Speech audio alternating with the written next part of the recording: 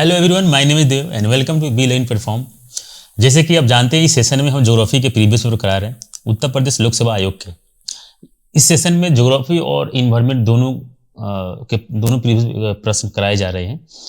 तो 2012, 13, 14 हमने देख लिया है, हमने सॉल्व कर चुके हैं प्रश्न। 2015 के हम आज इस सेशन में करेंगे।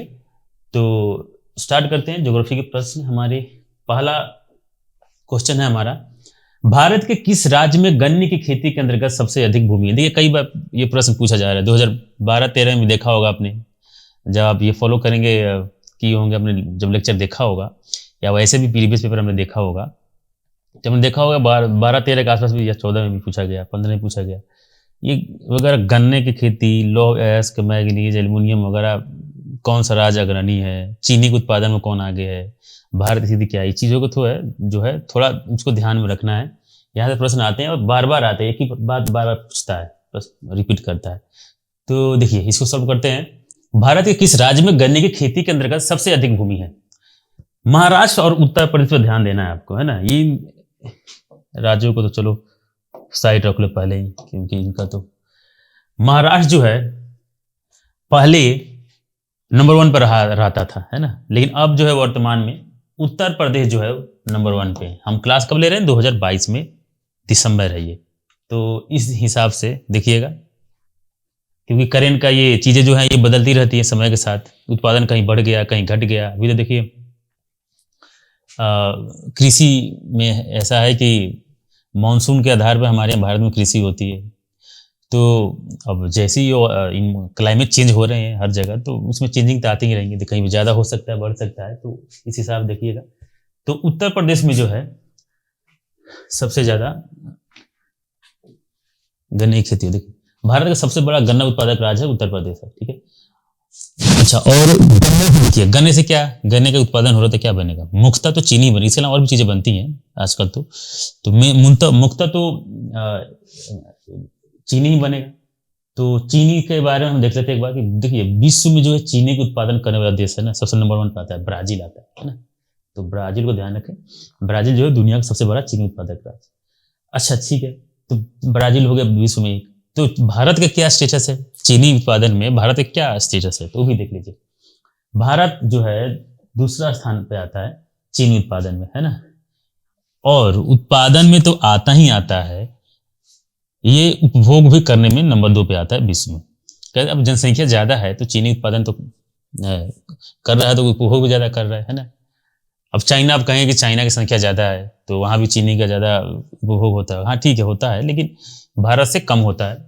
वैसे भी ऐसे अगर याद करने का तरीका है, मतलब वैसे ही बता रहा हूँ कि अब हमारे यहाँ क्या है कि लोग मीठा और तीखा कुछ ज्यादा ही खाते हैं हमारे यहाँ, है ना, तो इससे ज्यादा उत्पादन हो वैसे जो के पास। नेक्स्ट देखते हैं। नेक्स्ट क्वेश्चन है, निम्नलिखित नदियों में से किसको दक्षिण की गंगा कहा जाता है? ये इसको आप देखिए, हमेशा ध्यान रखिएगा। दक्षिण की गंगा, दक्षिण भारत की गंगा, है ना। तो इसको थोड़ा सा आपको कंफ्यूजन रहेगा यहाँ पे, तो इसको हमेशा से ध्यान देके आपको रट जाए इसको कि दक्षिणी गंगा किसे कहते हैं। इस चीजों को याद करिए, है ना। तो कुछ चीजें आप देखिए, यह कावेरी नदी जो है कर्नाटक और तमिलनाडु राज्यों में होकर बहती है, और ये राज्य में पश्चिम घाट के ब्राह्मगिरी पहाड़ी में कावेरी से निकलती है, तल कावेरी से निकलती है। ये यहाँ से निकलती हुई दिया हुआ कावेरी को याद रखिए, इसे कहा जाता है दक्षिण भारत की गंगा। यह गोदावरी और कृष्ण के बाद दक्षिण भारत में तीसरी सबसे बड़ी नदी है। दक्षिण भारत में सबसे बड़ी नदी है गोदावरी 1 पे, कृष्ण नदी है 2 पे, और ये कावेरी है 3 पे, है ना। दक्षिण भारत की नदी है ना। इधर की नदी जो है नंबर 1 पे है कावेरी, 2 पे है गोदावरी, और कृष्णा 3 पे है।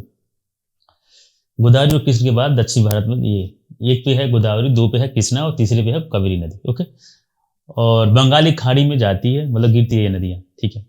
इसे दक्षिण भारत की गंगा के रूप में भी जाना जाता है।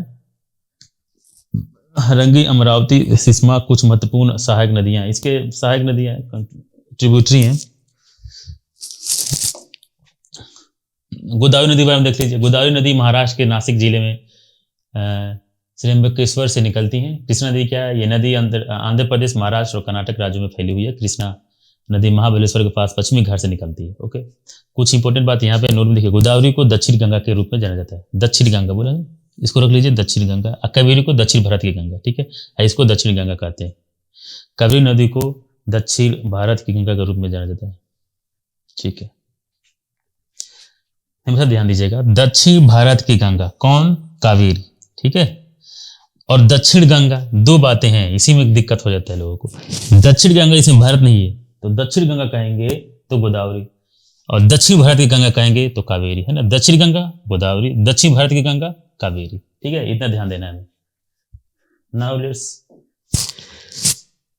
Solve the next question. Bharat के निम्नलिखित तटों में से कौन कृष्णा डेल्टा एवं कैप कमोरिन के मध्य स्थित है? देखिए, डेल्टा आप जानते हैं, उसका नाम है कृष्णा डेल्टा एवं कैप कमोरिन के मध्य स्थित है। इसमें आपको देखिए कोरोमंडल तट है, उत्तरी सरकार, मलाबार तट, कोंकण मध्य। तो देखिए, आपको पहले थोड़ा जानकारी होनी चाहिए कि हमारे जो प्रायद्वीपीय भारत है, इसे मैप से एक बार समझ लीजिए आप। इसे मैप ऐसे डाला ही नहीं क्या, चलिए मैं इसे बता देता हूं। देखिए, कन्याकुमारी को केप कमोरिन के नाम से भी जाना जाता है, केप कमोरिन, है ना। केप कमोरिन का मतलब मीनिंग होता है कुछ, कमोरिन मतलब, है ना। जैसे कि आप देखेंगे केप का अर्थ होता है समुद्र घुसपैठ करने वाली भूमि, और कमोरिन कन्याकुमारी का पूर्व नाम है। कन्याकुमारी जो है उसका नाम पहले का था कमोरिन, है ना। और ब्रिटिश नियम के दौरान नाविकों और व्यापारियों ने केप शब्द का उपयोग कैमोरिन के समान लैंडमार्क उल्लेख करने के लिए किया जाता है। जब देश अभी आजाद नहीं था, अंग्रेजों का शासन था, तभी से, जैसे कि आप जानते हैं कि मसाले के साउथ में मसाले वगैरह का उत्पादन ज़्यादा होता था, तो यहाँ पे यूरोपीय जो देश था, जो शक्तियाँ थी, अंग्रेज वगैरह जो भी यहाँ पे आए, तो मसाले पहले तो व्यवसाय के लिए आए थे ना, तो यहाँ से मसाले वगैरह जाते थे, तो इन्हीं तोटों पे जो यहाँ से व्यवसाय शुरू हुआ था, व्यवसाय होता था यहाँ से, तो उनका ही नाम एक लैंडमार्क रूप में उन्होंने इसका दिया हुआ था। तो कन्याकुमारी को केप कमोरिन के नाम से भी जाना जाता है, इसको याद रखना है आपको। फिर कोंकण तट है, या पश्चिमी भारत का तटीय मैदान है जो अरब सागर और पश्चिमी घाट के बीच स्थित है। खजुराहो तो जानते ही होंगे, काफी फेमस नाम है, जगह है खजुराहो, है ना। यहाँ पे काफी प्राचीन मंदिर वगैरह है, जो एक तरह बहुत अच्छा पर्यटन स्थल है खजुराहो। यह मध्य प्रदेश के सबसे लोकप्रिय पर्यटन स्थलों में से एक है। यह अपने प्राचीन मंदिरों के लिए प्रसिद्ध है, जो दुनिया की कुछ बेहतरीन कलाओं का चित्रण करते हैं। खंबाती खाड़ी आप जानते होंगे, सीधे चले जाइए कहाँ, गुजरात, है ना। तो खंबाती खाड़ी आप जानते हैं, इसे कैम्बे की खाड़ी के रूप में भी जाना जाता है, और भारत के अरब सागर के तट पर एक खाड़ी है जो मुंबई शहर के ठीक उत्तर में गुजरात राज्य की सीमा पे है। तो ये सब, तो इसमें कोरोमंडल क्या दिया गया, भारत के निम्नलिखित तटों में कौन सा किस डेल्टा कम्युनिटी, तो चलो अब समझ में आपको आ गया। बाकी इनके बारे में बता दें कि मालाबार तट, कोंकण तट, उत्तरी सरकार जो कहते हैं। नेक्स्ट प्रश्न है, दिल्ली और आगरा के मध्य वर्ष के अधिकांश समय में यमुना नदी मृत हो जाती है। देखिए, जो प्रश्न दिए हुए हैं, तो अभी हम जो प्रश्न सॉल्व कर रहे हैं, तो उस समय ये करंट में था या ये बेसिक क्वेश्चन है, तो आपको सिर्फ एक उसमें पॉइंट्स बताने, कोई लॉजिक नहीं बनता है ना। जब सॉल्व कर रहे हैं तो चलो ठीक है, हम एग्जाम में सॉल्व करेंगे, मान लो एक टॉपिक हमें मालूम है, उसका आंसर मालूम, हमने लगा के चले आए, लेकिन हम इसमें क्या करेंगे कि जितने भी ऑप्शन दिया हुआ उसके बारे में आपको सारा डिटेल्स दे दिया करेंगे। क्या हो सकता है कि जब अगली बार क्या होता क्या है कि प्रश्न, जब आयोग जो प्रश्न चेंज करती है, चेंजिंग तो चाहिए उसको, तो मान लीजिए मालाबार को नाम थोड़ी ना चेंज कर देगी, वो तो ऑप्शन में डालना ही डालना उसको। तो ऑप्शन कई बार मान लीजिए कि हमें जो प्रश्न पूछा जा रहा है उसका एक्यूरेट आंसर मुझे मालूम नहीं है, लेकिन 3 जो ऑप्शन है, 4 ऑप्शन दिए रहते हैं, उसमें से मान लीजिए 3 ऑप्शन में जानता हूँ कि हाँ ये तो नहीं है, तो चौथा तो लगा ही देंगे ना। इसलिए बाकी जो ऑप्शन है उसके भी डिटेल्स आपको बता दिया जा रहा है, उसे बता देता हूँ, और इससे उसको ध्यान रखेंगे तो कुछ ना कुछ मैचिंग हो जाता है, तो प्रश्न ऐसे लगते हैं ना। सीधे एक्यूरेट आंसर तो याद किसी को सभी प्रश्नों में नहीं हो सकता है, ये नॉर्मल सी बात है। चलिए, इस तरह का प्रश्न तो अब काफी कॉन्सेप्ट वाला है। दिल्ली और आगरा के मध्य वर्ष के अधिकांश समय में यमुना नदी मृत हो जाती है, सही बात है, ये इसमें तो कोई दो राय है नहीं। हम दिल्ली जानते होंगे, दिल्ली में यमुना नदी जो है, और पहली बात ये यमुना की सबसे सहायक नदी है, सबसे बड़ी सहायक नदी है यमुना नदी। तो ये कह रहे हैं कि दिल्ली और आगरा के मध्य, है ना, दिल्ली और आगरा के मध्य जो है यमुना नदी मृत हो जाती है, सूख जाती है। दूसरा स्टेटमेंट है यमुना असतत वाहिनी नदी है। मतलब अब इस तरह का प्रश्न आपने कई बार सॉल्व किया होगा तो आप जानते होंगे। पहला स्टेटमेंट और दूसरा स्टेटमेंट क्या है कि देखना होता है कि दोनों सही हैं कि नहीं है, और दोनों अगर सही हैं तो क्या पहले स्टेटमेंट का विश्लेषण दूसरा कर रहा है कि नहीं है ना। तो इसको देखते हैं कि ये कह रहा है कि दिल्ली और आगरा के मध्य वर्ष के अधिकांश समय में यमुना नदी मृत हो जाती है।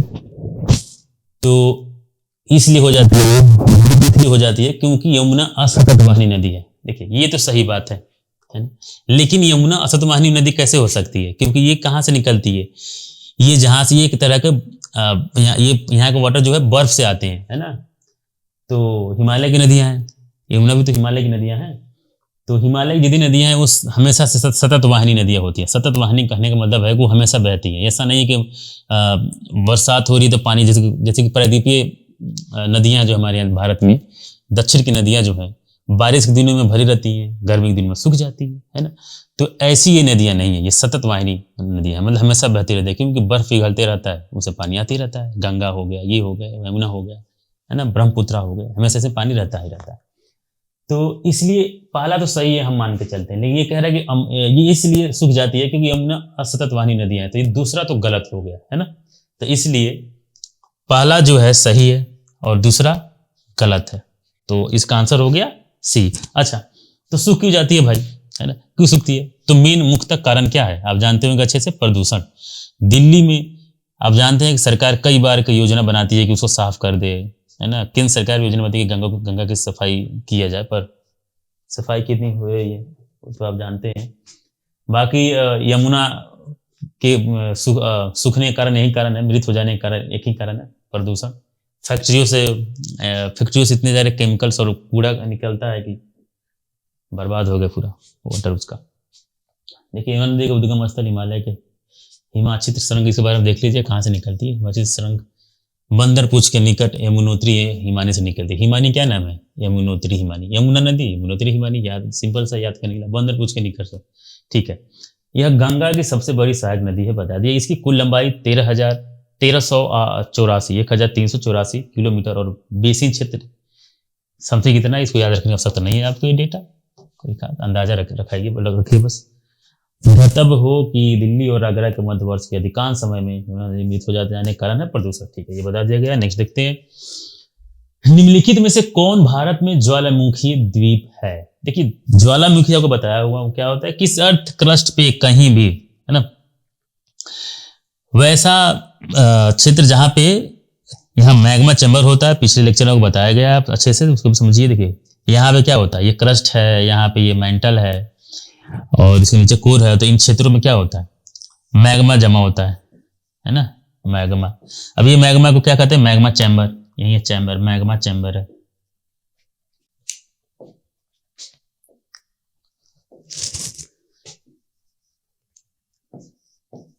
मैग्मा चैम्बर है, ओके।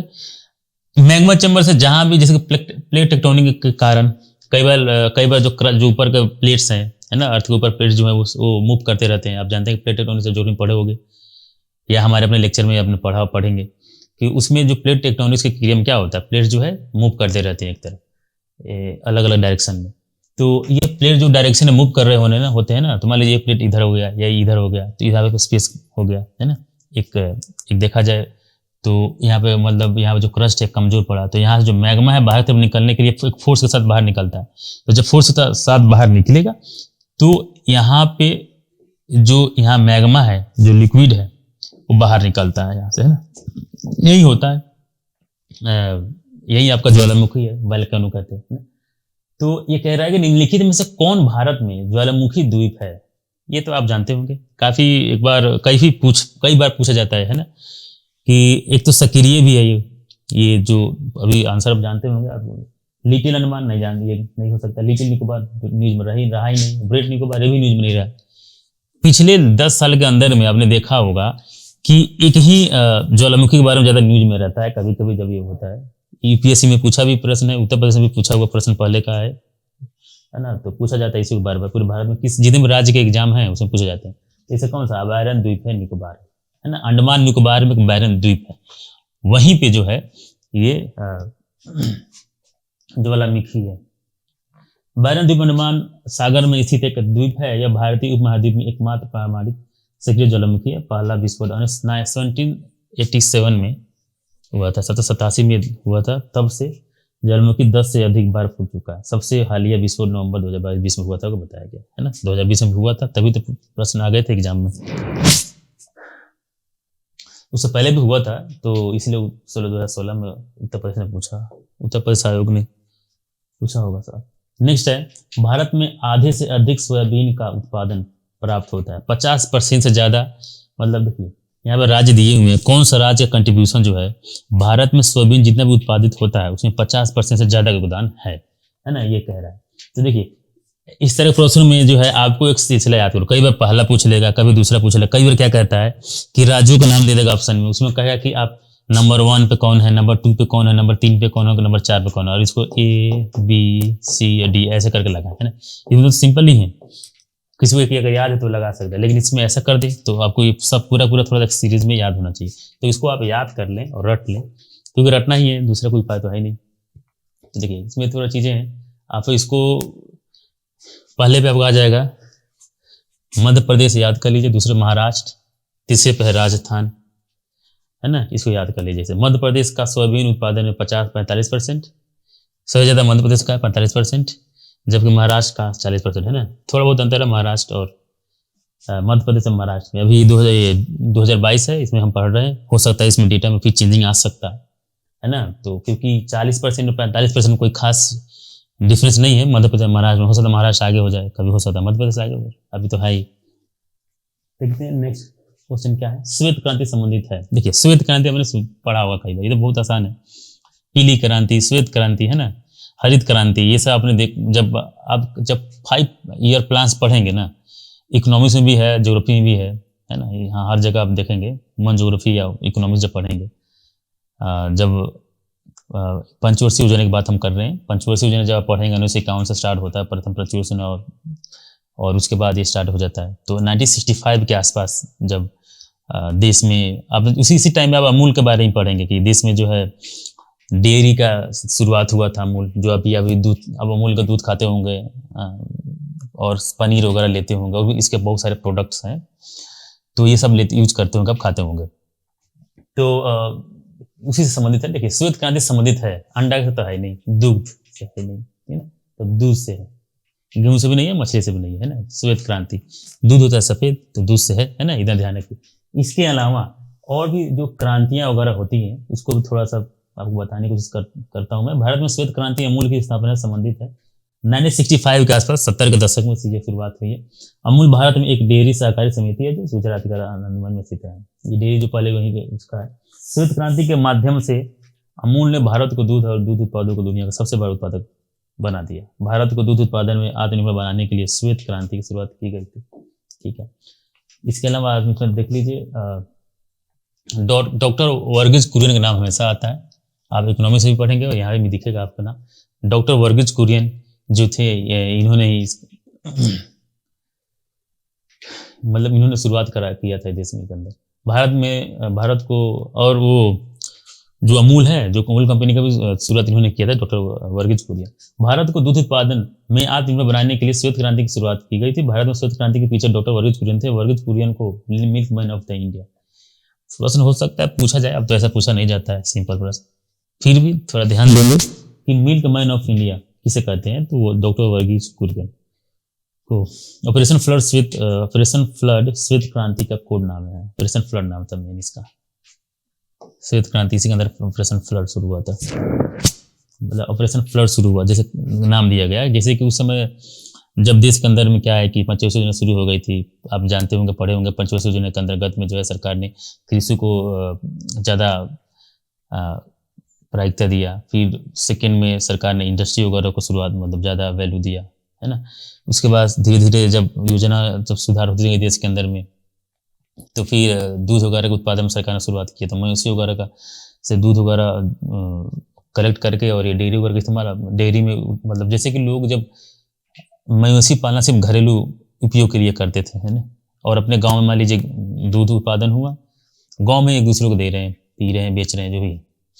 लेकिन लोगों को ये नहीं मालूम था कि इस जो दूध मिल्क है उससे ज़्यादा कमाई की जा सकती है। ऐसा तो था ही नहीं, क्योंकि इसका अ, बड़े स्तर पर उत्पादन नहीं होता था एक तरह से, क्योंकि उसको कृषि में समृद्ध नहीं किया जाता था। तो फिर दूध उत्पादन जब जब देश में ऑपरेशन फ्लड वगैरह स्टार्ट हुआ, दूध वगैरह काफ़ी मात्रा में उत्पादित होने लगा, तो इसको इकट्ठा करते थे ये डेयरी वाले, और फिर इसको किसानों को एक उचित मूल्य भी मिलता था, और लोगों को उन जगहों पे जहाँ पर, जिस मान लीजिए किसी गांव में ज़्यादा गाय वगैरह हैं, वहाँ पर दूध हो रहा है, लेकिन दूसरे गांव में नहीं हो रहा, तो वहाँ दूध तो मिल नहीं रहा है, क्योंकि वो लोग अच्छे से पी रहे हैं, खा रहे हैं, और यहाँ पे पैसे होने के बावजूद भी नहीं मिल रहा है, और वहाँ दूध बर्बाद हो रहा है। तो इससे यही फ़ायदा हुआ। एक सिंपली बता रहा हूँ आपको। तो इससे, और जो डेयरी है ये क्या करते हैं, कलेक्ट करते हैं उस चीज़ों, अलग अलग प्रोडक्ट्स बनाते हैं और हर जगह दिए जाते हैं। अलग अलग शहरों में, देखिए दिल्ली में भी आपको देखिए, हर सबसे ज़्यादा दिल्ली में आपको कहीं भी ढूंढिएगा मिल्क का प्रोडक्ट आराम से मिल जाता है ना, लेकिन वहीं गाँव में जल्दी नहीं मिले, क्योंकि गाँव दूध तो वहीं से आता है। तो यही है फ़ायदा डेयरी का। तो इसीलिए उसका नाम ऑपरेशन फ्लड दिया गया है, कि एक बढ़ चढ़ के इस पर काम गवर्नमेंट ने किया कि समस्याएं दूर हो जाए, देश के अंदर का जो भी भूखमरी थी। ऑपरेशन फ्लड 1970 में राष्ट्रीय डेयरी विकास बोर्ड द्वारा शुरू किया गया था, और राष्ट्रीय डेयरी विकास बोर्ड की स्थापना 1965 में, इसमें 1965 बताया था ना, इसी बीच में हुआ था। ठीक है, चलिए नेक्स्ट है, विश्व का सबसे बड़ा वनस्पतिक उद्यान स्थित है। देखो, वनस्पतिक हिंदी आप जानते होंगे, जो नहीं पढ़े होंगे आप कोशिश करें कुछ चीज़ों को इंग्लिश में वर्ड याद रखें, क्योंकि कई बार एग्जाम में वनस्पतिक वगैरह अगर समझ में नहीं आता है तो आप इंग्लिश के प्रश्न देखेंगे इंग्लिश में उसका, तो आप समझ जाएंगे, है ना। तो बोटेनिकल गार्डन कहा जाता है ना, बोटेनिकल वनस्पतिक यही होता है। तो कह रहा है कि विश्व का सबसे बड़ा वनस्पतिक उद्यान कौन सा है। देखिए, सबसे बड़ा, सबसे छोटा, भारत में सबसे बड़ा बोटेनिकल कौन सा है, ये सारी चीज़ों को आप जो है ध्यान रखेंगे, क्योंकि यहाँ से प्रश्न कई बार पूछे जाते हैं। दुनिया का सबसे बड़ा वनस्पतिक उद्यान जो है रॉयल बोटेनिकल गार्डन है ना, इसको याद रखें, रॉयल बोटेनिकल गार्डन। इसके अलावा और भी देखिए, ये इंग्लैंड में है ना, इंग्लैंड में है, ब्रिटेन। एक वनस्पतिक उद्यान या वनस्पतिक उद्यान क्या होता है ये देख लीजिए। देखिए, इसमें होता क्या है कि बोटेनिकल गार्डन में इसमें पेड़ पौधों का अलग अलग डाइवर्सिटी होती है, पेड़ पौधे ज़्यादा होते हैं, अलग अलग प्रकार के पेड़ पौधे होते हैं, वहाँ पर वो संरक्षित होते हैं और अधिक मात्रा में होते हैं। पौधों की एक विस्तृत श्रृंखला का संग्रह खेती संरक्षण और प्रदर्शन के लिए समर्पित एक उद्यान। कोलकाता के निकट बोटेनिकल गार्डन दुनिया में मशहूर है। पहले इसे इंडियन बोटेनिकल गार्डन कहा जाता था, अब इसका नाम बदलकर आचार्य Jagdish Chandra Bose Indian botanical garden कर दिया गया इसका नाम, जो क्या है भारत में, इसका सबसे, भारत का सबसे बड़ा, सबसे मशहूर, इसका नाम रखिएगा। क्या नाम है इसका? आचार्य Jagdish Chandra Bose India botanical garden नाम है इसका, है ना, जो भारत के लिए। बाकी ये तो चलिए हो गया बोटेनिकल गार्डन, यहाँ पे है ना, देखिए इंग्लैंड यहाँ पे, इंग्लैंड में है ना, इसको क्यों कहा जाता है। नेक्स्ट है, देखिए ज्वालामुखी दिया हुआ है कौन कौन सा कहाँ पे है, और ये देश दिए हुए हैं। तो उस समय जो है 2016 में, अभी देखिए जितने भी ये ज्वालामुखी है ना, ये सक्रिय ज्वालामुखी है, और ये ज्वालामुखी किन किन देशों में है इसको दिया गया। तो आप इसको एक एक करके पढ़ लीजिए, कौन ज्वालामुखी कहाँ पे है ना। देखिए, सवनकाय ज्वालामुखी जो पेरू में, पेरू आप जानते हैं कहाँ पे, माउंट एटना इटली में है, कोलिमा जो है मैक्सिको, और मेरापी जो है इंडोनेशिया में। इंडोनेशिया का तो काफ़ी यहाँ पे ज्वालामुखी आपको दिखेगा, वेलकम। नेक्स्ट प्रश्न है, निम्नलिखित देशों में से किसकी समुद्र तट रेखा सर्वाधिक लंबी है। देखिए, समुद्र तट रेखा सबसे सर्वाधिक लंबी किसकी है, इसके लिए आपको बताता हूँ मैं छूट गया, मैप डालना था यहाँ, कोई बात नहीं, मैं बता कर दिखाता हूँ। एग्जाम्पल मैं भारत के ले लेता हूँ। देखिए, इधर समुद्र है ना, ये तट रेखा है, तो यहाँ से लेके यहाँ तक कितना है। इसके अलावा यहाँ पे देखिए, ये अंडमान निकोबार जो है हमारा द्वीप समूह है ना, ऐसे, तो यहाँ पे इसका भी क्षेत्रफल काउंट किया जाएगा कि ये कितना है, और सब जोड़ के बताया जाएगा कि सबसे ज़्यादा कितना है। तो उसी तरह से भारत की दी हुई है, फिर कनाडा की दी हुई है, ऑस्ट्रेलिया की दी हुई है, ब्राज़ील की दी हुई है। तो आप देखेंगे कि जब आप जाएंगे नॉर्थ अमेरिका कंटिनेंट में, तो एक चीज़ आपको दिखेगा कि मैं बना देता हूँ,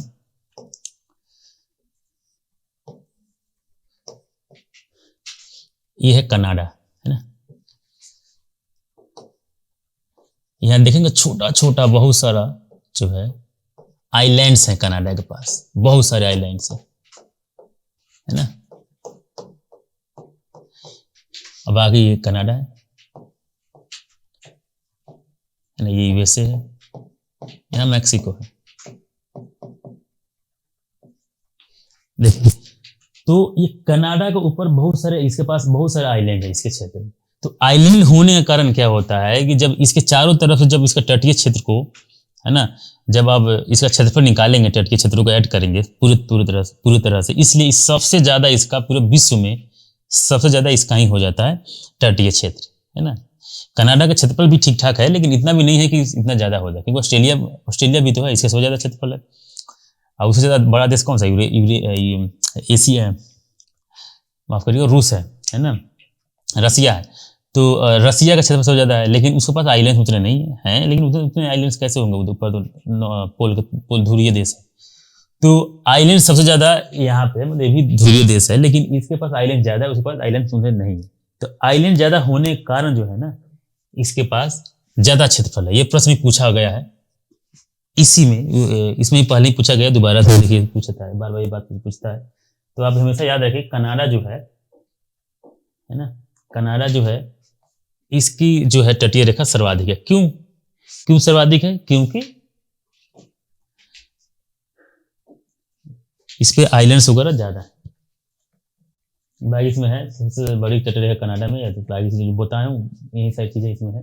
भारत में जो है 9 राज्य है, हाँ 9 राज्य जो है, उसका नाम याद रख लें, कई बार एग्जाम में आता है, हो सकता है पूछ सकता है आपसे कि 9 राज्य भारत में। कई बार पूछा जाता है कि भारत में जो है कितने राज्य हैं, तटीय राज्य होते हैं, राज्य हैं जो समुद्र से टच करते हैं, समुद्री सीमा। तो देखिए 9 राज्य में कौन कौन से हैं, यहाँ देखिए, एक है गुजरात, महाराष्ट्र, गोवा, कर्नाटक, केरल, तमिलनाडु, आंध्र प्रदेश, उड़ीसा और पश्चिम बंगाल, है ना। तो ये आप ध्यान रखेंगे।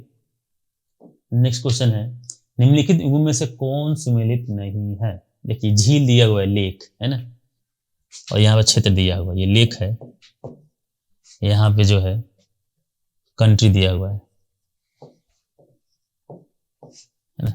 आपको बताना है कि बॉयलिंग झील कहाँ पे है, 5 फ्लो, इसमें वो ये सब झील जो है ना, उसमें काफी न्यूज में रहा होगा, इसलिए इसे पूछा गया है। बाकी अभी जो न्यूज में है उसको देख लीजिए, बाकी इसको भी हल्का फुल्का आपको ध्यान बारीक पर देख लीजिए, कोई खास इंपॉर्टेंट नहीं है ये, क्योंकि अभी कई सालों से ये सब झील न्यूज में नहीं रहे।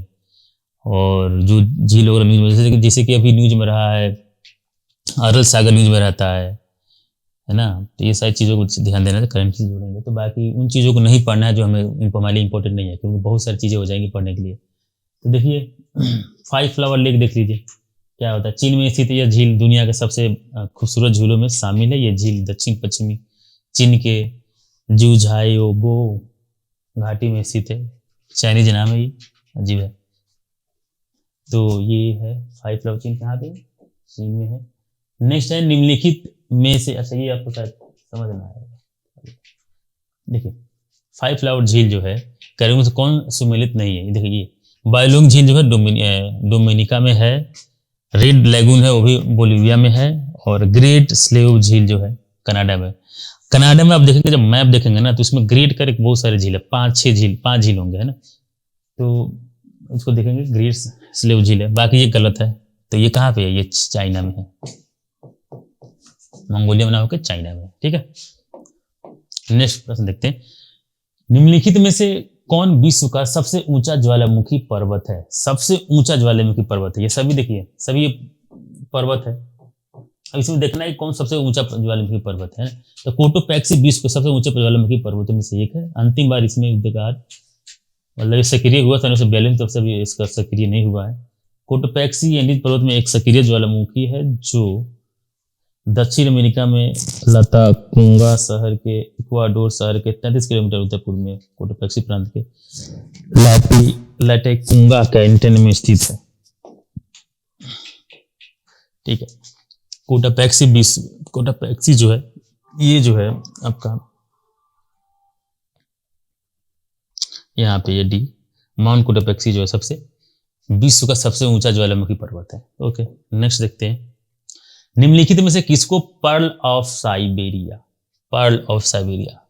ना, साइबेरिया का पर्ल किसको कहा जाता है? देखिए एक है बैकाल झील को, ग्रेट बियर झील को, इस सभी के बारे में एक बार आप देख लेंगे कि क्या क्या है। ये लिंकनबर्ग झील क्या होता है, कौन है। देखिए पर्ल ऑफ साइबेरिया बैकाल झील को कहा जाता है। विश्व की सर्वाधिक गहरी झील रूस के साइबेरिया क्षेत्र में स्थित बैकाल झील है।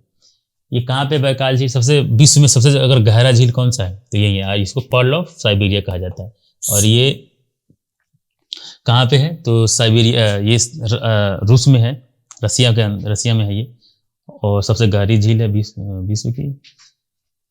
इसके अलावा देखिए नेक्स्ट प्रश्न है, निम्नलिखित में से किस उद्योग की अवस्थिति के लिए कच्चे माल की उपलब्धि मूल कारक नहीं है। अच्छा, कच्चे माल की उपलब्धि मूल कारक नहीं है।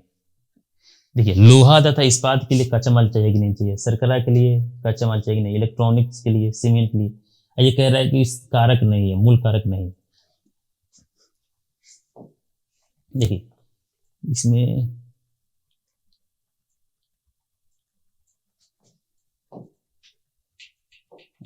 बताता हूँ, ठीक है। निम्नलिखित में किस उद्योग की अवस्थिति के लिए कच्चे माल की उपलब्धि मूल कारक नहीं है। अच्छा, कहने का मतलब यह है कि हमें जो है ऐसा कौन सी इसमें जो है जिसमें अगर कच्चा माल नहीं मिले तब भी ये काम चल जाए। देखिए लोहा तथा इस्पात बनाने के लिए कच्चे माल चाहिए ही चाहिए, इलेक्ट्रॉनिक्स के लिए कच्चा माल चाहिए भाई, सीमेंट के लिए इसके लिए कच्चा माल चाहिए, जिप्सम नहीं रहेगा तो सीमेंट कैसे बनेगा, इलेक्ट्रॉनिक्स के लिए सेमीकंडक्टर वगैरह चाहिए, सिलिकॉन चाहिए, सिलिकॉन से ही तो सेमीकंडक्टर बनता है ना, फिर इलेक्ट्रॉनिक्स के लिए। अच्छा, लोहा तथा इस्पात के सरकरा कैसे बनेगा।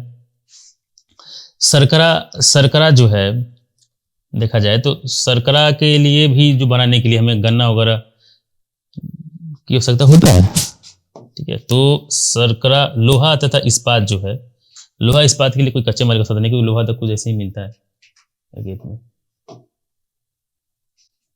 अजीब प्रश्न है ये, देखें नेक्स्ट देखते हैं। निम्नलिखित में से कौन सा युग्म सही सम्मिलित नहीं है, इसमें देखना है कौन सही नहीं है।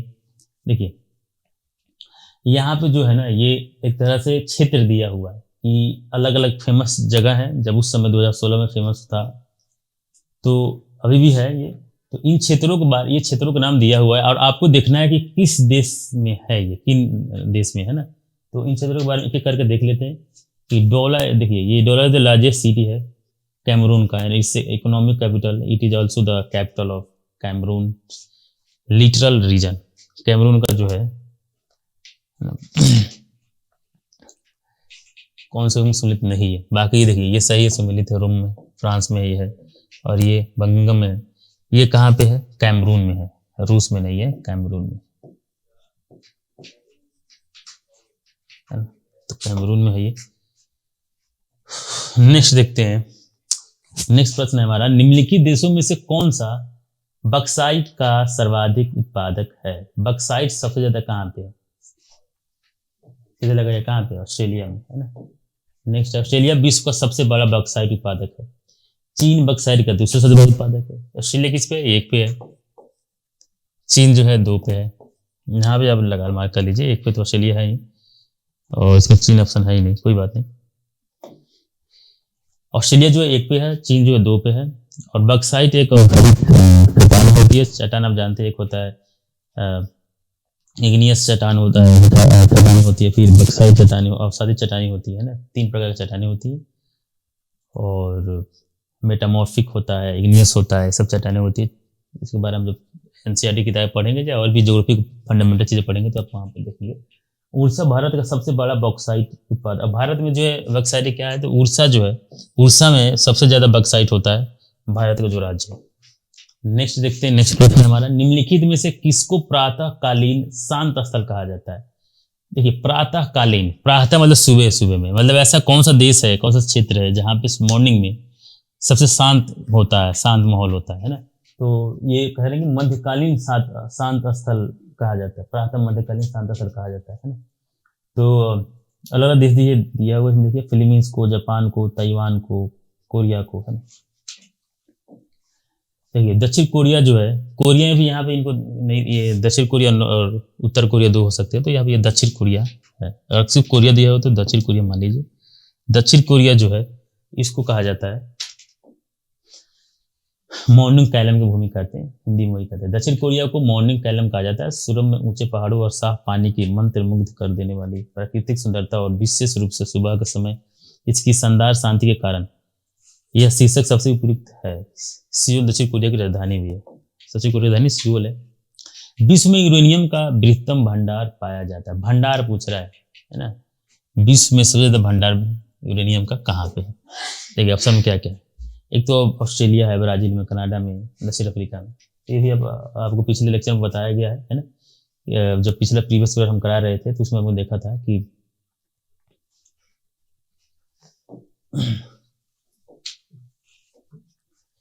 देखिए